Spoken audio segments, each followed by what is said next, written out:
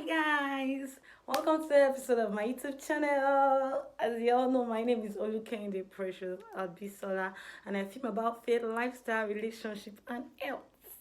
In the last episode, I did a welcome speech and I talked about water. I talked about dehydration and its side effect. But then I didn't give a detailed information on water and its benefits in the body. I only emphasized the need for us to take water regularly and the amount of water to take daily. For women, I mentioned that 2.7 liters daily or fluid daily, and I advise that it should be water, not carbonated drinks, not caffeinated drinks.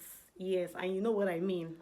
And for men, nothing short of 3.7 liters daily, like every day. Now today I'm going to be talking about water. I'm going to expand a bit more about water and what water does to the body. Now, water is your body's major physical chemical components. Now, water makes up about 50 to 70% of the human body weight. The body needs water to function. The cells, the tissues, every one of these things, they require water to function properly. Now, I'll be mentioning about 3 to 4 benefits of water to your body. Number one, water helps to pass out waste products, to eliminate waste products from the body through urination, through perspiration, and bowel movements. Yes, in fact, sometimes through spitting. Those people that feel irritated and all of that, yeah. Water helps to eliminate waste products from the body. There are two major kinds of waste products that the body produces, and those are urea and creatinine. Now, urea is a major function of waste products gotten from protein consumed, like beans, soybean, and the rest. While creatine is a waste product, proteinous waste product from the cells in the body. That's the best I would explain here about urea and creatinine, and I guess that should do. Now, water helps to eliminate some of these toxic substances from the body. It helps the kidney function properly, and it also helps to eliminate some of these toxic substances from the body. So I'll move on to the second point as we proceed. Now, water also helps to regulate your body temperature. Yes, for those that are exposed to a hot climate, the hot, for example, the hot weather that we have here in Nigeria at the moment, you find out that it's easy for such a person or for such people to get dehydrated. It's easy for such people to lose water via sweating. Yes, why you sweat, why you go through your day-to-day activity, because of the intensity of the radiation of the sun. Because of the hot weather, it's possible one loses water, and it's possible one's temperature attempts to go high. One loses fluid rather, and it's possible for one's temperature to attempt to go high. But when you take water consistently, you find out that your body temperature is normalized much more easily.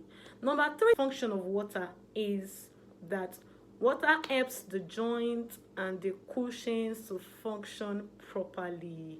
It helps in the mobility of our joints.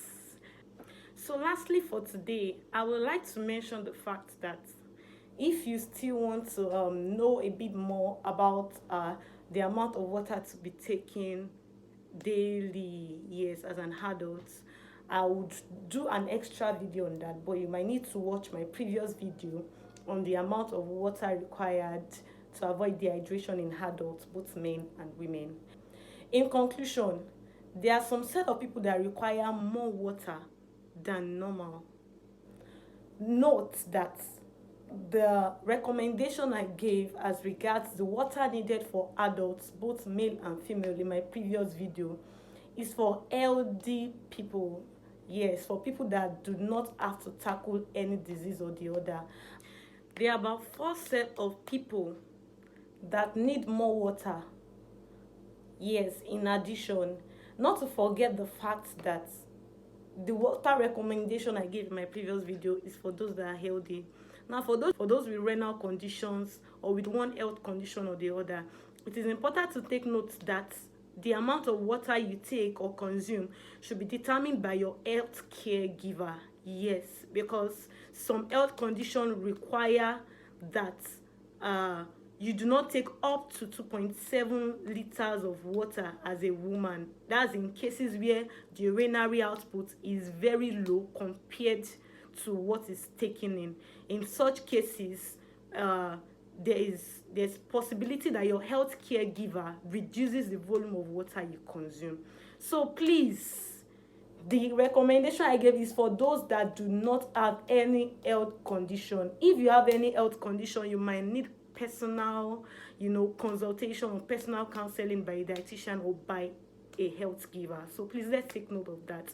Now, there are 4 other set of people that need water, even more than the normal LD people. And number 1, it's those athletes. Those are athletes, those that do exercise. Yes, if you do exercise, please take note, you need more water than usual. In fact, you need to consume more water back to back because you are living a very active life, and definitely you are making use of more fluid than usual. Yes, and one of the ways by which you can confirm that is the fact that you sweat a lot while you are exercising or after exercising or after working out, whichever way you decide to put it. So it's very important that you take more water than even normal, if possible, to help you stay hydrated, yes, and to help your cells function properly. Number 2, if you are pregnant or if you are breastfeeding, now I've joined 2 together, you are a breastfeeding mom or you are pregnant, you are using more water, please, you are taking water for 2 and not just yourself anymore, because the water you're consuming, if you consume just the normal water, 2.7 liters required for an adult, you are not taking enough that the child will use. Your child will use up the water and you end up getting dehydrated. So you need more water. You need to consume more water as often as possible. Now, if you have any health conditions such as diarrhea, please, this is time for you to take more than enough water. People recommend ORS. I'm not going to be recommending anything, but I would recommend water. Please take much water. If you are vomiting, you are having diarrhea, in a condition where you are losing a lot of fluid, please try your possible best not to get dehydrated. Consume as much water as possible. Now, with these few points of mine, I hope you have learned 1 or 2 things. Now, in the next video, I'll be doing well to come up with the water requirements for athletes, with the water requirements for pregnant women, with the water requirements daily for breastfeeding mothers. And I do hope you've learned something from today's video. Now, if you enjoyed what you listened to today, please go right down, hit the subscribe button. If you have any questions, please put your question right in the comment section below. Thank you very much, and I hope to see you in my next video. Remember to like, share, and subscribe to this channel. Bye.